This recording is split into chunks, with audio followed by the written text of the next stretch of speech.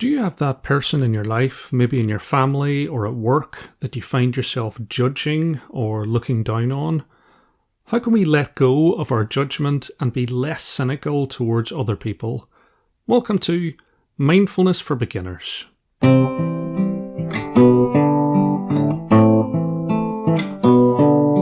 Hello my friend, I hope you're happy, I hope you're peaceful. It's your old pal Sean serving up another stir-fry of spiritual serenity, some alliteration for you. The eagle-eyed among you will have noticed that there was no episode last week. I meant to do a normal weekend show as well as the bonus meditation, but I was under the weather, unfortunately. Yet another round of COVID, the gift that keeps on giving. Thankfully, I am feeling better. Thanks to everyone who's joined the Facebook group and entered the nature photography competition. You only have a few more days. Please keep them coming. You can choose the mindfulness prize of your choice. I've had to put back April's get-together until Saturday the 18th of May. If you'd like an invitation to that, please click the link in the description and I'll send an invite out to anyone who wants to come. We'll have a nice guided meditation, Q&A, and if we've got time, some teaching as well. Thanks to Vadaraj, who became a supporter on Patreon. Please do support the podcast if you can. It's the only income that I make from it. And do email me your suggestions for episodes or add them on the Facebook page. Today's episode was suggested by Caleb, who asks how he can be less cynical and judgmental of others. The Brazilian novelist Paulo Coelho, which I think I'm pronouncing correctly, and I learned from Google Translate that name means rabbit. He has a story about how we judge others. A young couple move into a new neighbourhood. The next morning, while they were eating breakfast, one of the couple sees their neighbour hanging the washing outside. That laundry's not very clean. They don't know how to wash correctly. Perhaps they need a better laundry soap.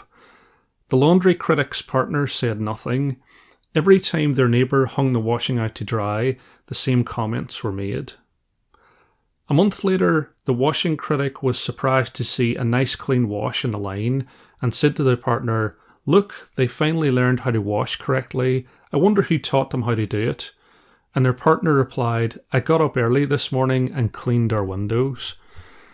The point of the story is obvious, that we view other people through the lens of our own experience, and frequently when we judge other people harshly, which everyone does, including me, we're reflecting ourselves as much as the other person. In Caleb's case, the person who suggested this episode, he finds himself judging other people that he works with, seeing them as lazy or incompetent. So Caleb asks, how can he be less judgmental? Well, Caleb, I very much understand this. As you say in your email, it can feel as though people are not just inconsiderate, but malicious, and that can lead us to verbalise our judgments to other people, swaying them to our perspective.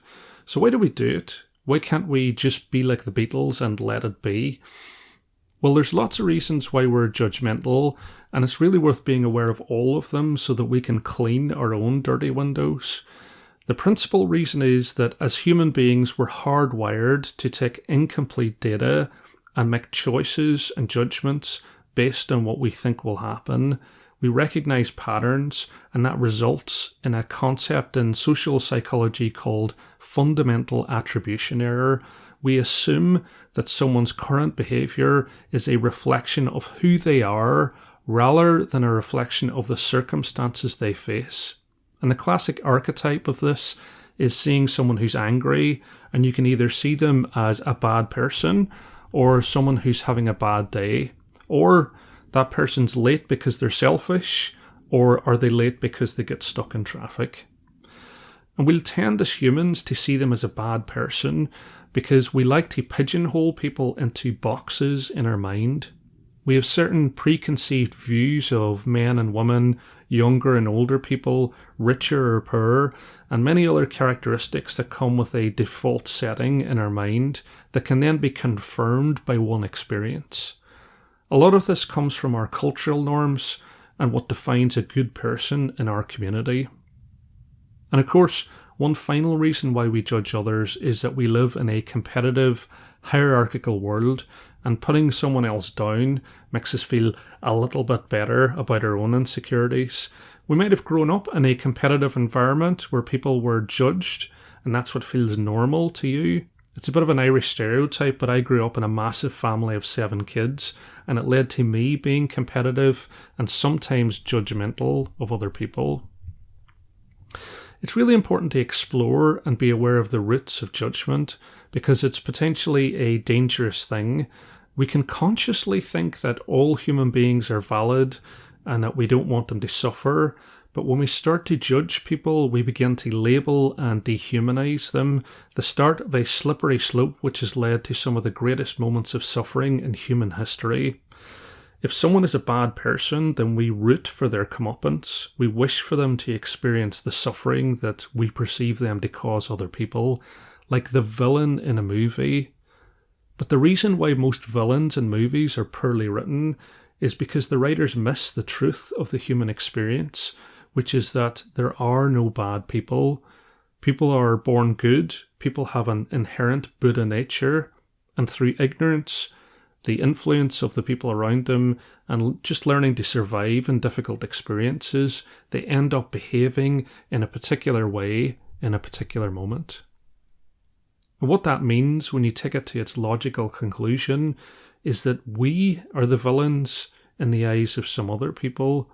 You'll be having a bad day and maybe you inconsiderately cut someone off in traffic or answer someone in an abrupt way. It happens to all of us. You're not a villain, of course. It was your experiences that brought you to that moment in your life.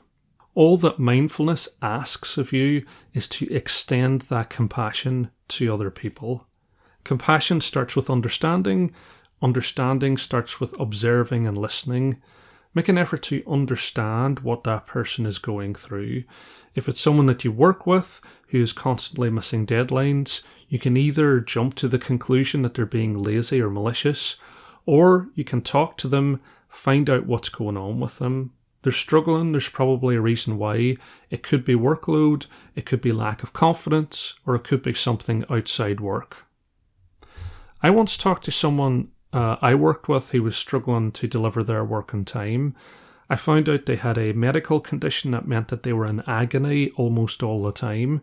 It transformed how I felt about the situation, and I was able to support them to better cope with work.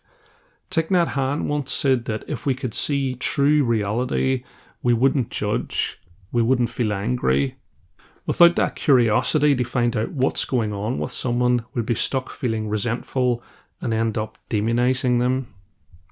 This isn't easy though, especially if you're feeling there's people who aren't pulling their weight or acting unfairly towards you. When I was younger, I said to myself, why should I be compassionate when no one is acting compassionate towards me? I felt for a long time, and still do sometimes, that I'd be better off pulling back and defending myself from the bad intentions of other people, rather than extending my compassion to others and getting hurt. But there's a danger of perpetuating a cycle here. You were wronged in the past, so now you're less compassionate to people. Your less compassionate actions mean that people see you as a villain and treat you more harshly. This confirms all of your beliefs around other people, and so the cycle goes on and on. It can leave you in a very lonely place if you can't make the conscious choice to see other beings as fundamentally good people who have gone through difficult experiences. Please don't take this as me saying that it's okay for you to be abused by other people. It's never acceptable. Thich Nhat Hanh was very clear that your compassion for other people should not lead to your mental health being damaged. Nothing is more important than your peace, your joy. So as a suggestion, an invitation, I would invite you to notice when you're having judgmental thoughts this week. Smile to them. Don't judge yourself for having judgmental thoughts. But if you do have a judgmental thought for having a judgmental thought, you can smile to that too. Use that bell of mindfulness as an opportunity to direct compassion towards the person that you're judging, saying, may be happy, may be peaceful. And then I want you to have a conversation with that person and just find out what's going on with them. You don't have to pry, just learn a little about them. Turn them into a real human being in your mind. So let's do a guided meditation on that right now. I'd like you to think of someone that you have some judgmental thoughts about and picture them in your mind while we meditate, and we're going to wish them well. This is very good for your spiritual health, like eating bran flakes. I'm going to start with 3 sounds of the bell and the usual settling in introduction.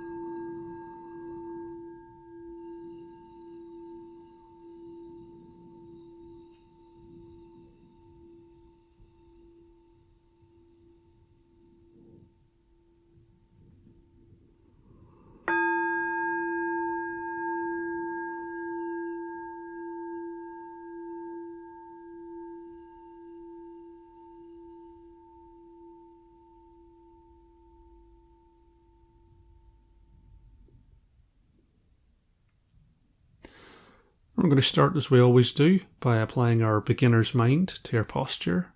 So I would invite you to imagine that you have a thread attached to the crown of your head, and it's gently pulling you upwards into an upright position, your spine like a stack of coins, your heart raised upwards and outwards, your hands comfortably in your lap, and just allowing a gentle smile to emerge in your face as we enjoy the stability of our posture.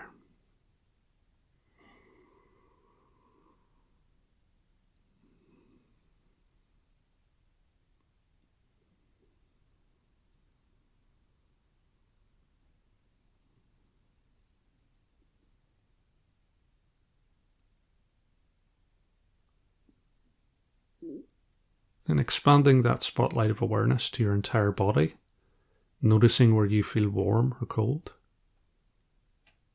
Noticing where you feel tense or relaxed. Becoming aware of the sensation of the clothes against your skin.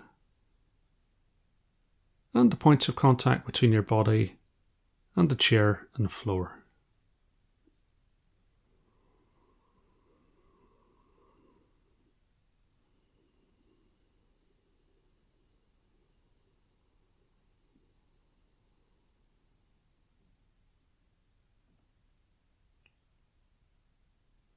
And shifting that spotlight of awareness to your thoughts and feelings.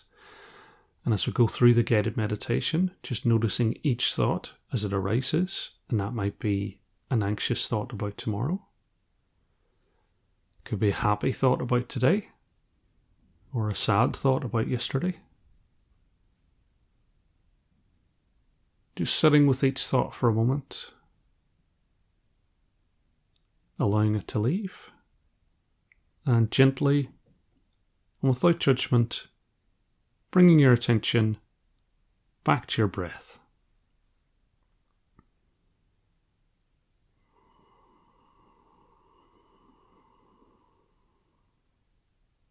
And finally, focusing your awareness on the breath, noticing that column of air between your nose and your diaphragm. Noticing how the air feels cooler on the way in.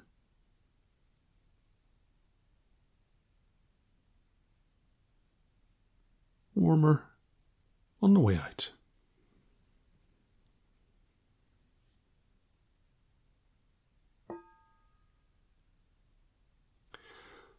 Breathing in, I know I am breathing in.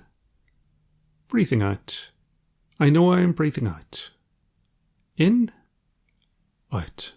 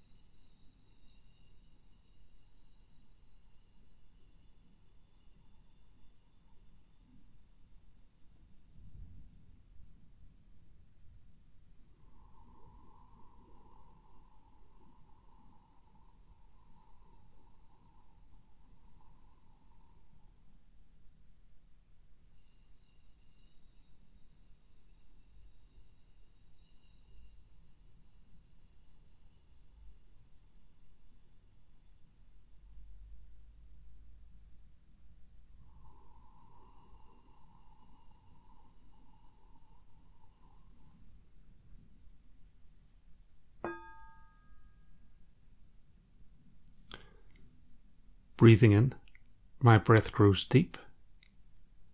Breathing out, my breath goes slow. Deep, slow.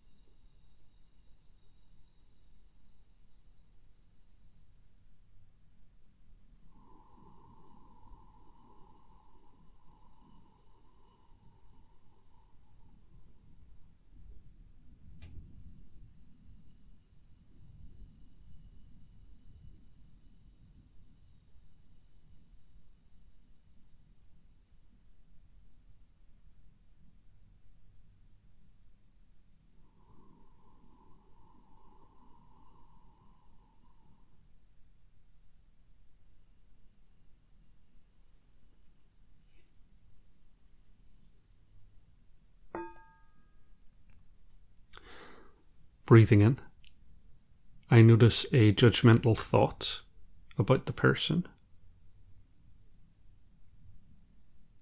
Breathing out, I smile to the thought. Judgmental thought, smiling.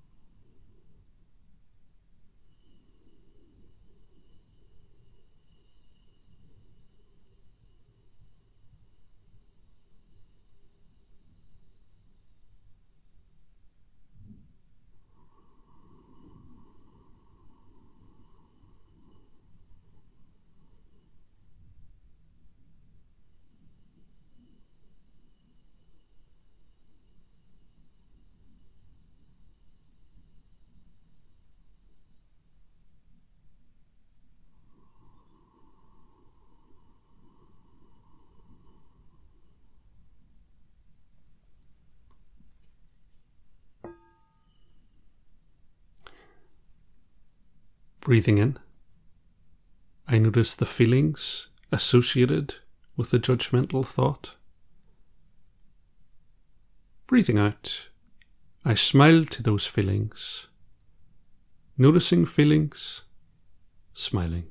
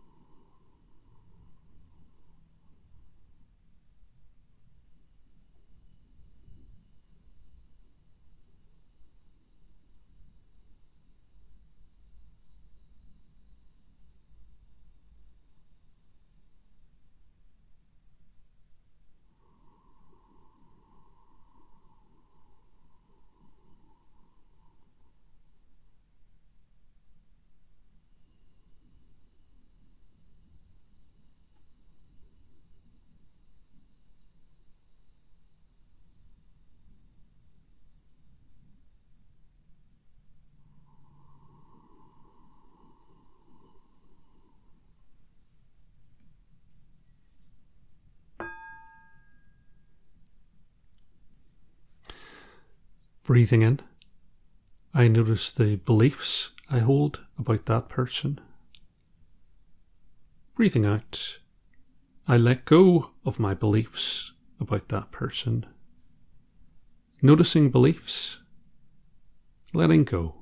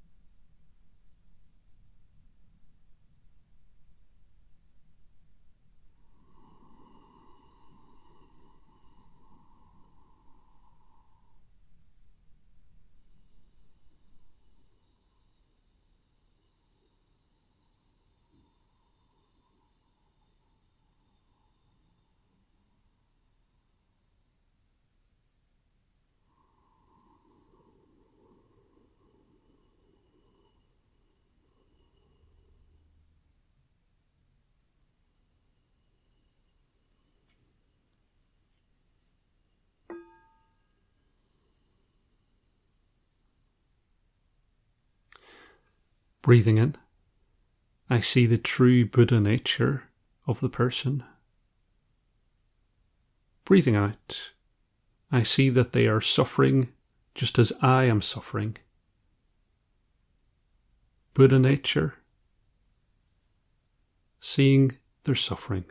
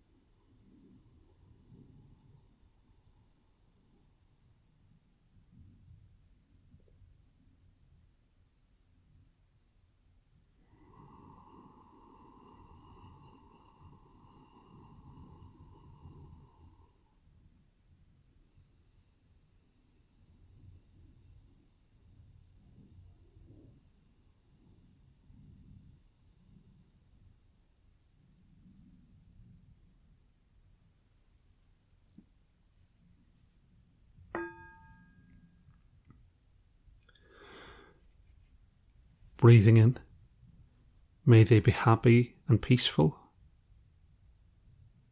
Breathing out, may they see themselves through the eyes of understanding and compassion. May they be happy and peaceful. May they see themselves through the eyes of understanding and compassion.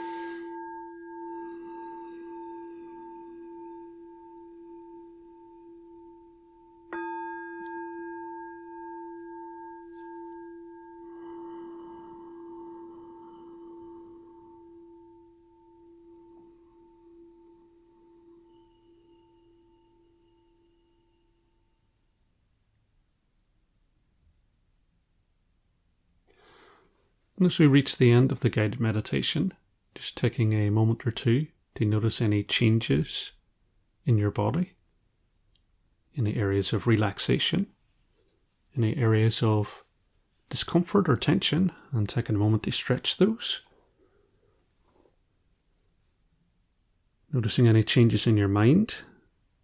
And if you feel a sense of calm or peace, then I would invite you to carry that through the rest of your day.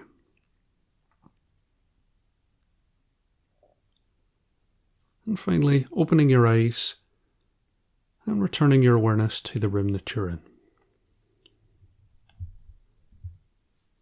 And just before we leave, mindfulness homework for this week. So pick one person who you find yourself having judgmental thoughts about. Practice directing compassion towards that person. May be happy, may be peaceful. And then find out a little bit more about them, about a couple of conversations. Get to know them as a person, round them out as a human being in your mind.